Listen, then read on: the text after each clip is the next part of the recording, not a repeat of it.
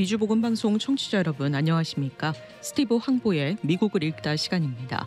이 방송은 현 미국의 상황을 제대로 알고 급변하는 상황 속 크리스천들이 나아가야 할 방향을 성경적 관점에서 찾아보는 목적을 가지고 있습니다. 이 시간 함께 하실 스티브 황보 장로님은 전 라팔마 시장과 오렌지 카운티 시 협의회장 역임 등 정치와 교육계에 다양한 경험을 가진 분입니다.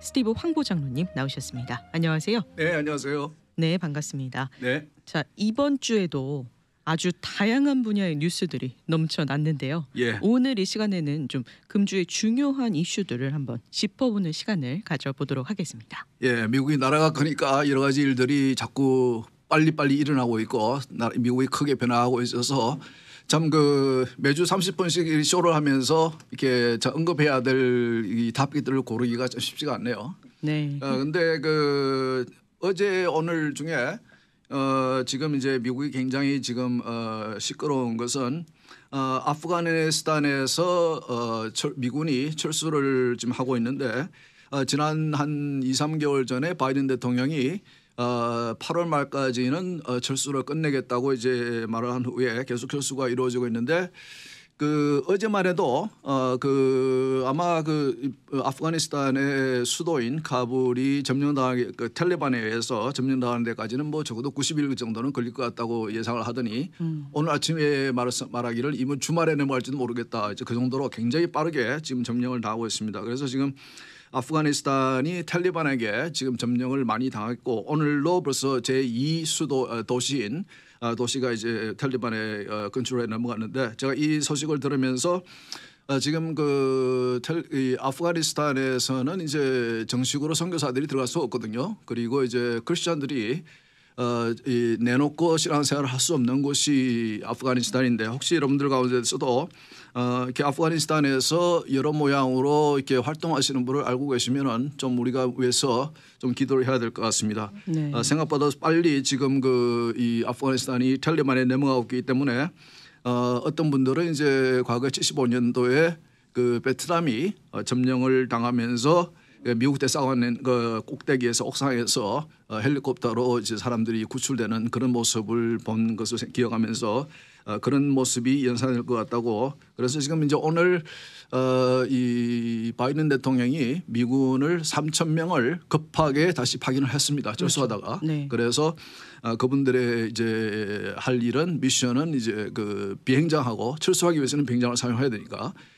비행장하고 미국 대사관을 보호하는데 하겠다고 그랬는데 지금 지난 20년 동안 여러분 아시는 대로 20년 전에 9/11 때에 그 테러리스트 탈레반들이 미국에 들어와가지고 비행 훈련을 마치고 여객기를 납치를 해가지고 이제 그 뉴욕에 있는 트레이스 센터 빌딩 두 대를 이제 여객기로 이렇게 격파를 해서 수천 명의 사람들이 목숨을 잃지 않았습니까? 그렇죠. 그 후에 텔레반에게 복수하겠다고 미군이 이제 아프가니스탄에 20년 전에 들어갔죠. 근데 그 동안에 아프가니스탄의 군인들에게 많이 훈련도 시키고 지금까지 많은 미군의 그 첨단 무기라든지 비행기라든지 많은 장비들을 줬는데 지금 뭐 하나씩 다 넘기고 있는 것 같아요.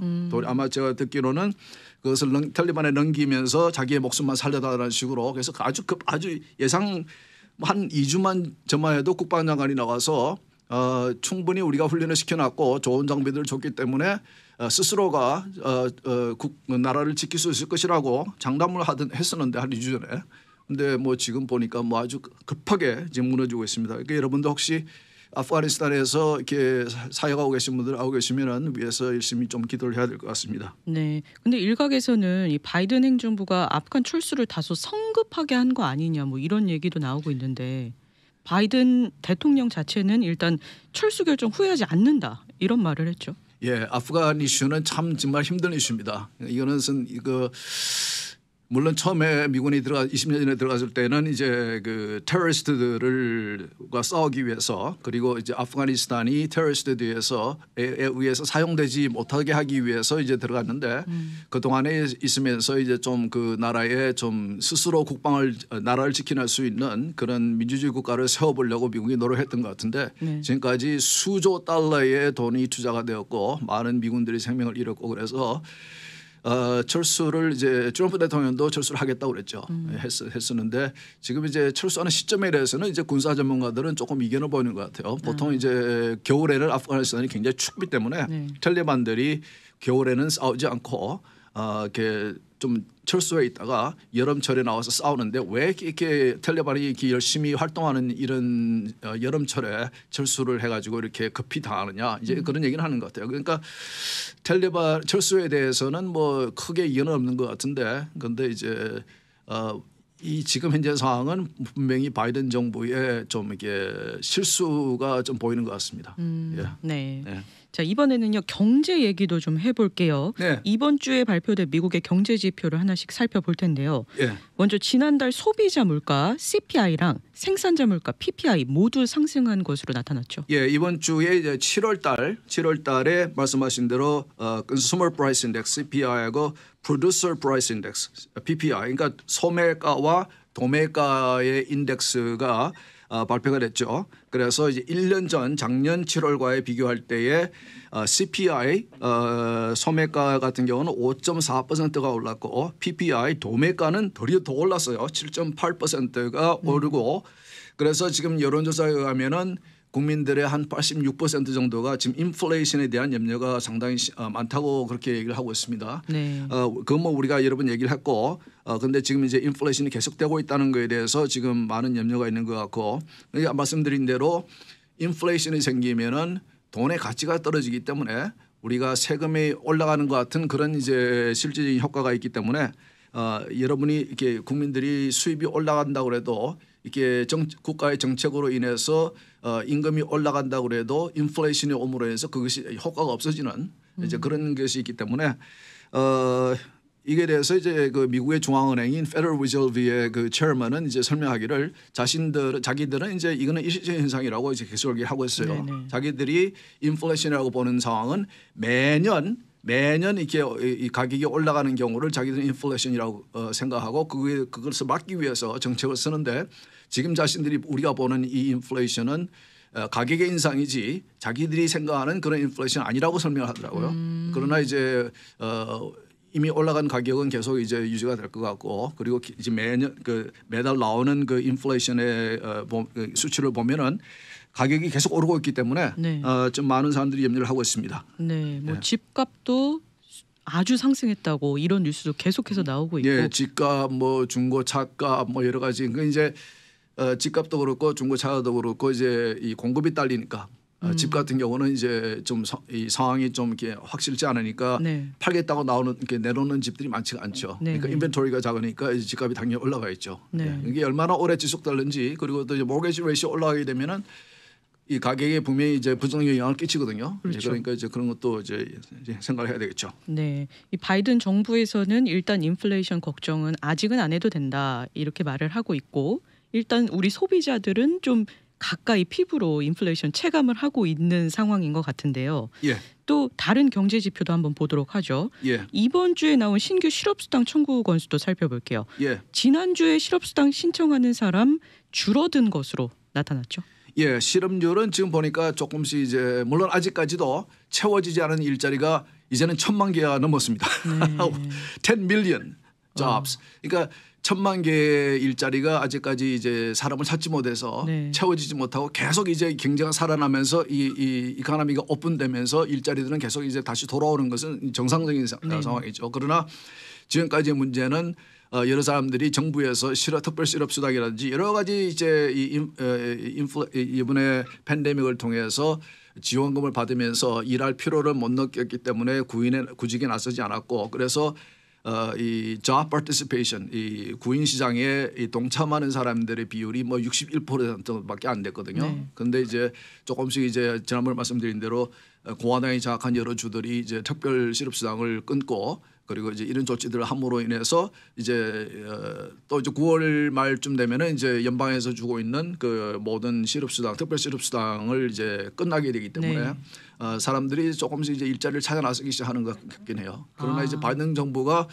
이 특별 실업수당을 더 연장을 할까 하는 지금 생각도 있는 것 같으니까 모르겠습니다. 지금 뭐 다 이렇게 팬데믹이 끝나가는 상황에서 계속 정부가 이렇게 이 돈이 넉넉하지도 않으면서 재정이 넉넉하지도 않으면서도 이렇게 지출을 계속한다, 무리한 지출을 계속한다는 것은 참 경제에 큰 안 좋은 영향을 미칠 것 같습니다. 네. 예. 실제로 이 미국 경제에서 구인난이잖아요, 요즘에. 예. 사람을 찾지 못해서 문제가 되고 있는데 예. 이 실업수당을 계속 주는 거는 더 구인난을 악화시키는 계기가 되겠죠. 그렇죠. 이제 일자리는 넘쳐나는데 그 일자리를 그게 들어가서 일을 하겠다는 사람은 없으니까, 나서는 사람은 없으니까. 네. 그렇다고 사람이 없는 것은 아닌데 일자리를 찾아 나서는 사람이 없으니까 그것은 이제 정부에서 그냥 주는 돈을 받고도 충분히 일을 안 하고도, 그러니까 그런 상황이 이제 지금 좀 특별한 상황이긴 하지만 앞으로도 정부가 여러 가지 프로그램을 통해서 국민들에게 이렇게 공짜로 이렇게 뭐 돈을 준다든지 지원을 해준다든지, 물론 그런 것이 오래 가지는 못하겠죠. 네. 언젠가는 재원이 떨어질 테니까. 그런데 그런 상황이 계속되면은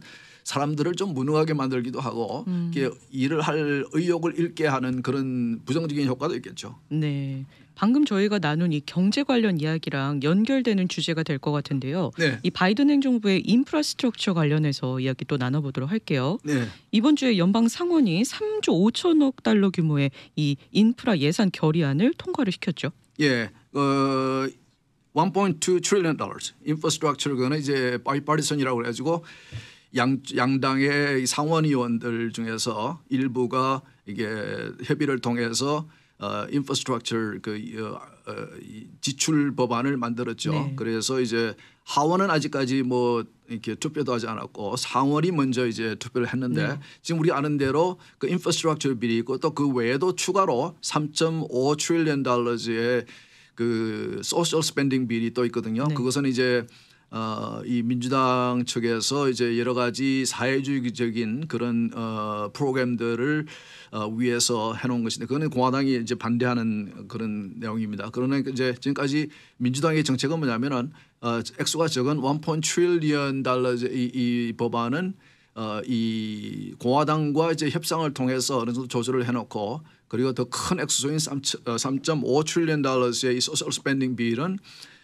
자기 당만 힘으로 이게 통과를 시키겠다는 이제 그런 이제 작전을 짜놓고 있거든요. 그래서 그러나 이제 제가 볼 때는 민주당 내에도 너무 이렇게 이 지출, 지금 뭐 과거에도 작년에도 그랬고 올해도 그렇고 이미 많은 지출을 이제 해놨고 팬데믹 동안에 했고, 이런 엄청난 이런 지출을 추가로 한다는 것은 재원이 수입원이 확보되지 않은 상태에서 이런 막대한 지출을 이런 발의안을 이제 통과시킨다는 것은 무책임하기도 하고, 그리고 이제 국가의 부채에 더해하는 것이기도 하고, 우리 후세들에게 짐을 더 이렇게 넘기는 것이기도 하고, 지금 현재 미국의 국가 부채가 미국 전체 경제 규모와 거의 비슷합니다.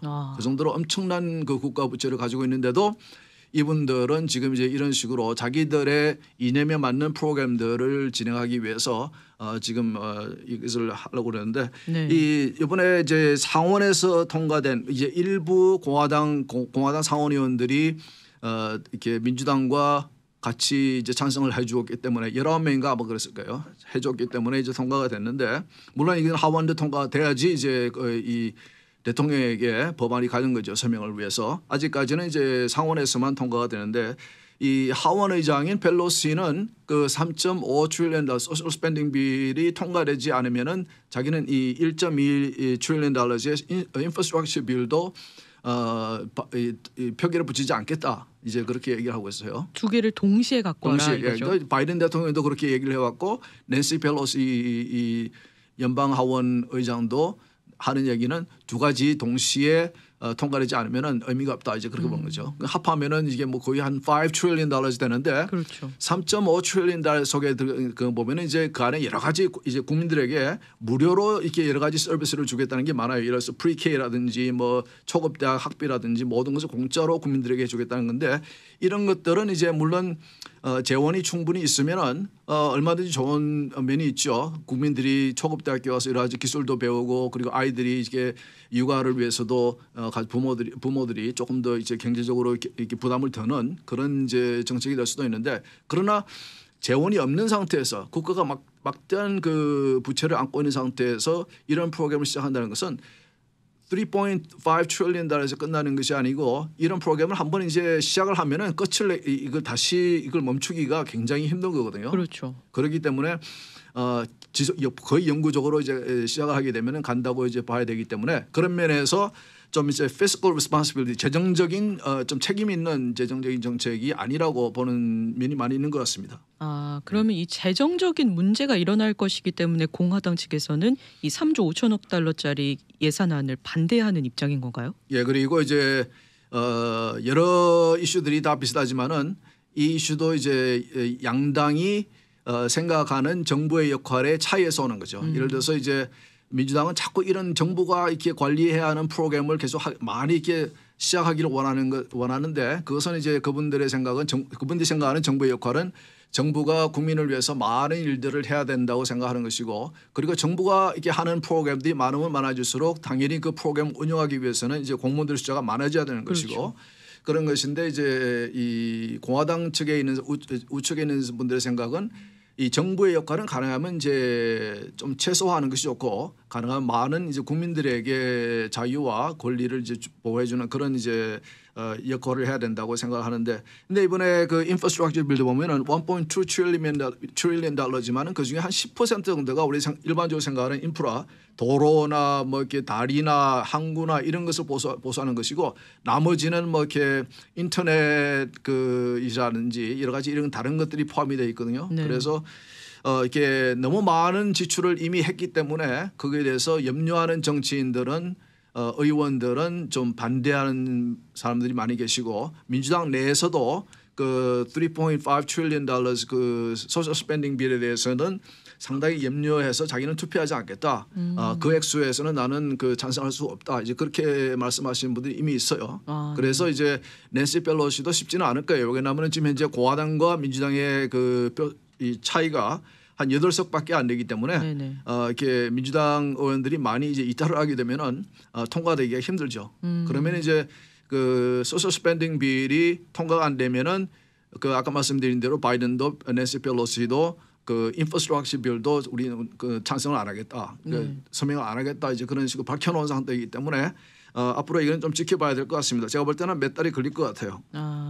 지금 이렇게 거액의 예산안들이 계속해서 쏟아져 나오고 있는 상황인 것 같아요. 팬데믹 기간 동안. 예. 근데 이 정치인들이 이 팬데믹을 이유로 들면서 이런 다양한 거액의 예산안들을 통과시키려는 그런 의도도 좀 있는 것 같고요. 예, 지금 이제 대통령을 포함해서 의회를 민주당이 장악을 하고 있으니까 민주당 쪽에서는 이제 자기들이 전에부터 원해왔던 좀 사회주의적인 그런 여러 가지 그 복지라든지 여러 가지 이게 국민들에게 혜택을 주는 그런 정책들을 이제 이번 팬데믹이라는 특별한 상황을 핑계로 많이 지금 이제 시도를 하고 있는데 물론 이제 설렁설렁 넘어가는 그런 기분이 들긴 하는데 좀 이렇게 누군가는 좀 이렇게 확실하게 숫자를 들여다보면서 이것이 과연 이제 우리가 지금 왜냐하면 이제 메디케어라든지 지금 이 기존에 있는 그런 이 소셜 프로그램들도 지금 돈이 떨어져 가고 있어요.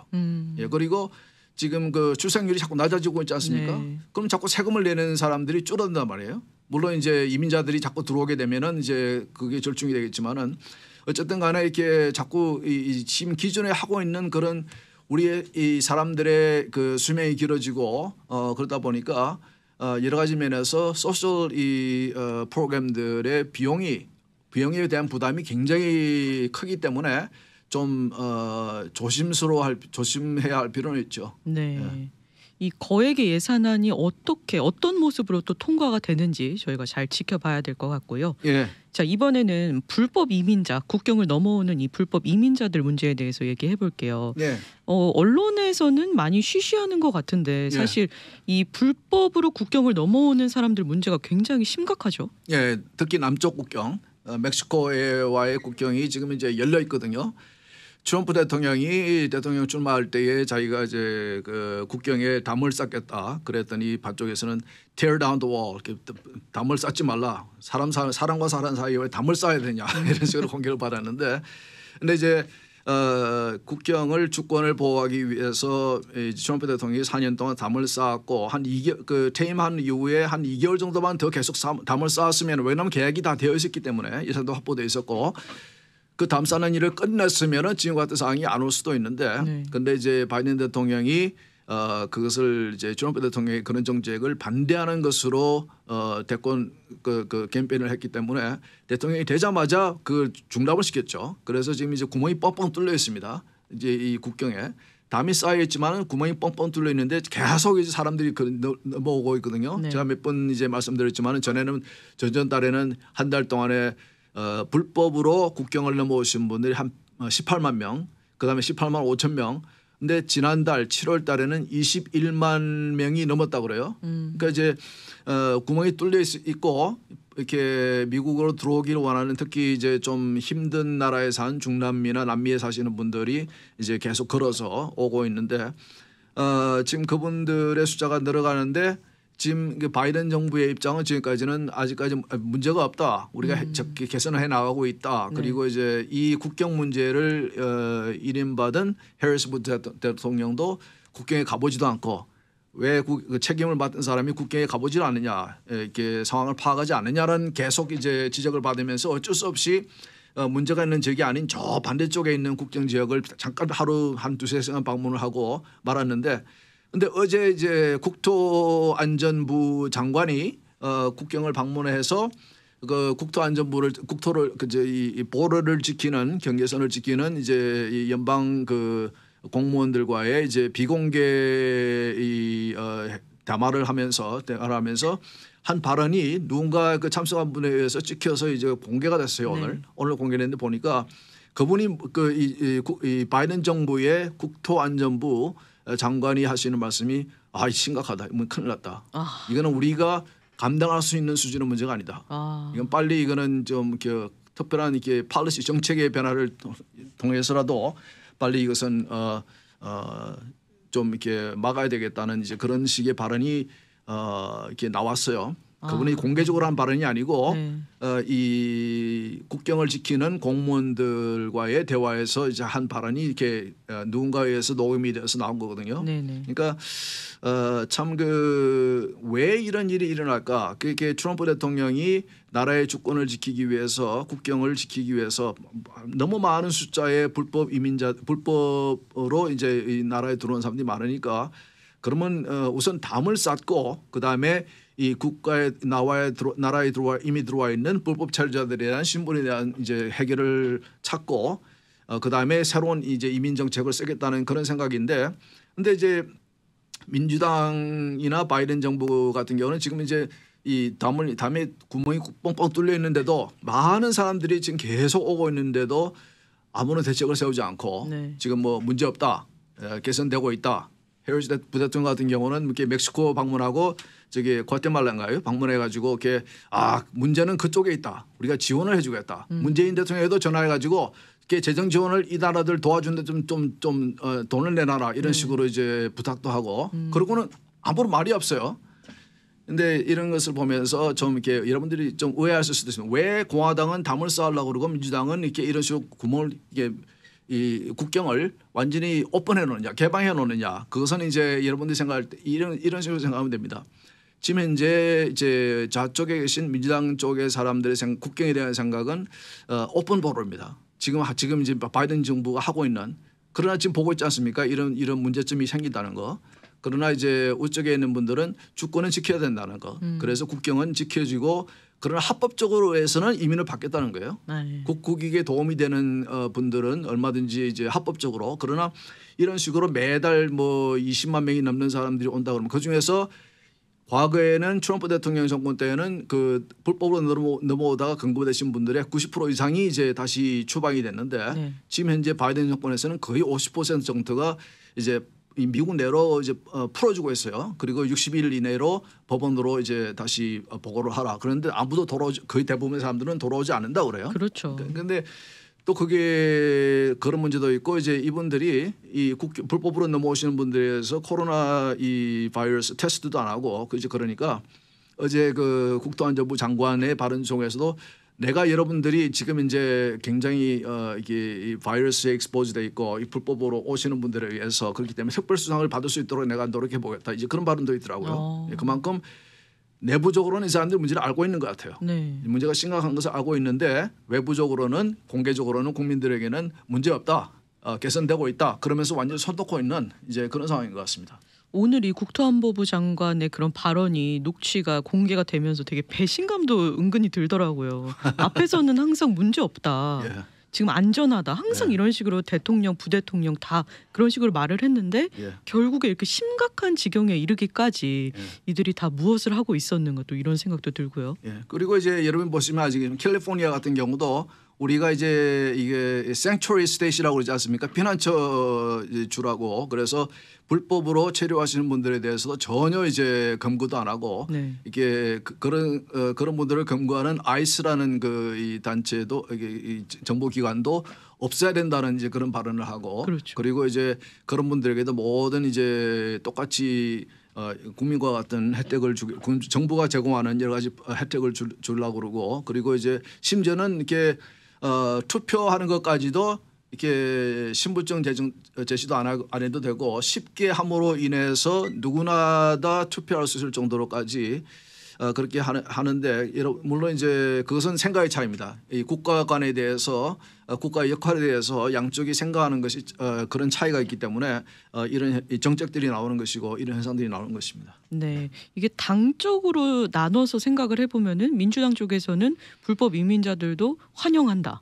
뭐 이런 느낌이고요. 예, 공화당 측에서는 그래서 오픈보를 하는 거죠. 네. 국가 사이의 경계가 그렇게 사람을 오겠다는 사람을 막을 정도까지는 해서는 안 된다는 이제 그런 생각이겠죠. 그러나 네. 이제 미국이 오고 싶은 사람이 없는 나라라면 뭐 문제가 없을 텐데 이렇게 많은 특히 남미나 이렇게 중남미 쪽에 있는 힘드신 분들이 오고 싶어하는 그런 나라라고 그러면은 국경을 완전히 열어놓는다 그러면은 누구든지 오고 싶어 하겠죠. 근데 네. 문제는 그 가운데 들어오시는 분 가운데는 이 우리를 해하려고 하는 이제 좀 이렇게 크리미널도 있고 이렇게 테러리스트도 있고 그리고 지난번 말씀드린 대로 마약이 지금 엄청나게 들어오고 있거든요. 네. 그런 것을 다 이렇게 국경을 구멍이 뻥뻥뻥뻥 둘려 있는데 이 국토안전부 장관이 말한 것 중에 our system is not built for this.